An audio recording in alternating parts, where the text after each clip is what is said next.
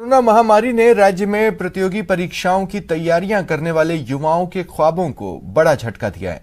अभ्यर्थी पहले से ही लेट लतीफी के शिकार होती रही भर्तियों के समय पर पूरा होने का इंतजार कर रहे थे। कोरोना लॉकडाउन ने इन्हें अभी भी बेरोजगारी के साथ नौकरी का लंबा इंतजार थमा दिया है। राज्य में करीब 50,000 पदों की 3 दर्जन से ज्यादा भर्ती परीक्षाएं अटकी हैं।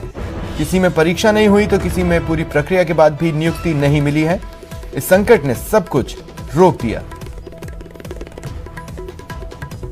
तो फिर ये सपने पूरे कैसे होते हैं?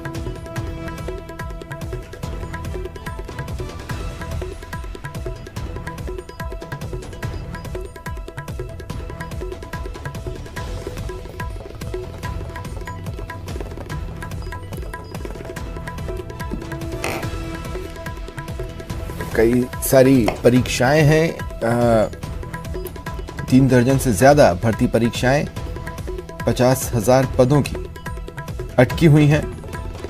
किसी में परीक्षा नहीं हुई है तो किसी में पूरी प्रक्रिया तो हुई लेकिन नियुक्ति नहीं मिली। आरपीएससी अधीनस्थ बोर्ड सहित अन्य विभागों की दर्जन भर भर्तियां लंबित है। कोई कोर्ट में लंबित है, किसी का परिणाम जारी होना बाकी है और जिनका परिणाम जारी हो गया उनकी ज्वाइनिंग बाकी है और किसी की परीक्षा तिथि जारी होना बाकी है। इसको लेकर लगातार बेरोजगार सोशल मीडिया पर या ट्विटर वार के माध्यम से माननीय मुख्यमंत्री से गुहार कर रहे हैं कि जल्द से जल्द जो लंबित भर्तियां हैं उनकी प्रक्रिया शुरू की जाए। और चलिए सीधा रुख करते हैं सहयोगी महेश दाधीच का, जो इस वक्त मेरे साथ जुड़ रहे हैं। महेश, एक रूप में न सही दूसरे रूप में ही लेकिन बेरोजगारों के सामने कोढ़ में खाज की स्थिति हमेशा से रही है।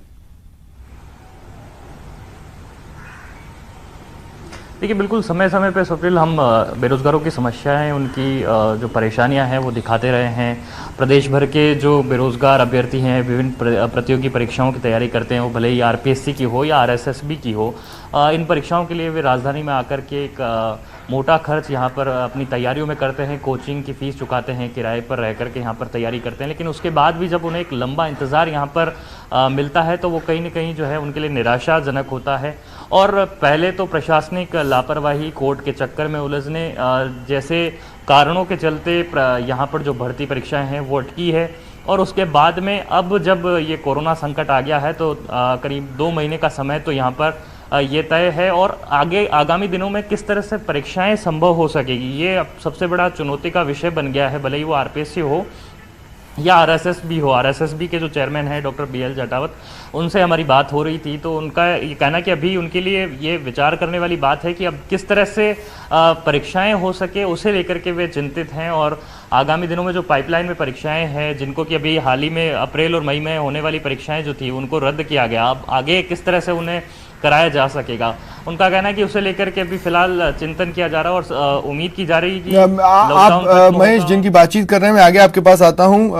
आरएसएसबी के चेयरपर्सन बीएल जाटावत जी इस वक्त मेरे साथ फोन लाइन पर जुड़ रहे हैं। जाटावत साहब,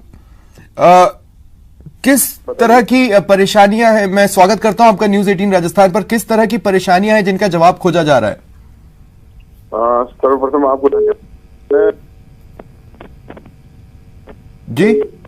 वर्तमान हालात जो है हमारे, अभी वो सामान्य स्थिति नहीं है और हमारी जो परीक्षाएं आयोजित हम करते हैं वो जिला प्रशासन के माध्यम से होती है। ठीक।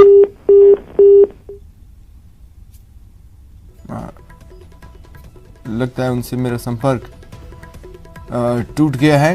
बहरहाल महेश मेरे साथ बने हुए हैं। महेश, हमारे सहयोगी दोबारा उनसे संपर्क करने की कोशिश करेंगे, लेकिन तब तक मैं आपसे बातचीत आगे बढ़ाना चाहता हूं। और महेश, मैं ये कहना चाहता हूं कि एक अहम बात और है कि मान लीजिए जो नियुक्तियां रुकी हुई हैं, अगर वो नियुक्तियां समय पर हो जाती तो आज जो स्टाफ जमीन पर काम कर रहा है उनके लिए एडिशनल मदद होती, क्योंकि इन्हीं नियुक्तियों में से किसी को सर्वे के काम पर लगाया गया है, इन्हीं नियुक्तियों में से किसी को किसी और काम में रखा गया है। एक तरह से लेट लतीफी इस रूप में भी भारी पड़ रही है कि हम पूरे साजो सामान और पूरी ताकत के साथ इस महामारी से नहीं लड़ पा रहे। बिल्कुल सही कहा आपने। जिस तरह से चिकित्सा विभाग की बात करें, शिक्षा विभाग या फिर निगम में सफाई कर्मी जो कि इस समय कोरोना योद्धा बनकर के लड़ाई लड़ रहे हैं, और इन विभागों की जो करीब 50,000 पदों की जो ये भर्तियां हैं, जो 3 से 4 दर्जन की जो भर्तियां हैं वो लंबे समय से अटकी हुई है, और 2018 की जो भर्तियां हैं खास तौर पर उनका अभी तक जो है परीक्षाएं नहीं हो पाई, और जिनके परीक्षाएं हो गई हैं उनके अंतिम परिणाम जारी किए जाने और नियुक्तियां जो दी जानी है वो भी बाकी है। मसलन एलडीसी के मामले में भी जो जिस तरह से जिला आवंटन की जो कोशिश है, कवायद है, वो चल रही है। हालांकि सरकार इसे लेकर के गंभीर भी नजर आई है, लेकिन इसके बाद भी जो बड़ी तादाद में जो भर्तियों की फहरिस्त हैं, उनके जो अभ्यर्थी हैं वो लगातार डिमांड कर रहे हैं और अपनी जो मांगे हैं वो ट्विटर के जरिए या सोशल मीडिया के जरिए लगातार पहुंचाने की कोशिश कर रहे हैं, क्योंकि कोरोना संकट के दौरान लॉकडाउन जारी है और इसमें वे सड़कों पर नहीं आ सकते। आमतौर पर अपनी बातें वे आंदोलन के जरिए, हड़तालों के जरिए रखते आए हैं, लेकिन इस समय सोशल मीडिया के जरिए अपनी मांगे यहाँ रख रहे हैं, लेकिन साथ ही साथ में वो पीड़ा भी जता रहे हैं। जिस तरह से आज लॉकडाउन में श्रमिक वर्ग परेशान है और जिस तरह से लोगों की संवेदनाएं सामने आई है, उसी तरह से वे भी अपनी यहाँ पर जो पीड़ा है वो लोगों तक पहुंचा रहे हैं कि किस तरह से उन्होंने कर्जा लेकर के यहाँ पर परीक्षाओं की तैयारी की, और अब जब उनके परिणाम नहीं आ रहे हैं, उनकी जो परीक्षाएं नहीं हो पा रही है, तो उनका एक अदद नौकरी का जो ख्वाब है वो फिलहाल यहाँ पर पूरा नहीं हो पा रहा है और उन्हें रोजगार की आस है। शुक्रिया तमाम जानकारी के लिए।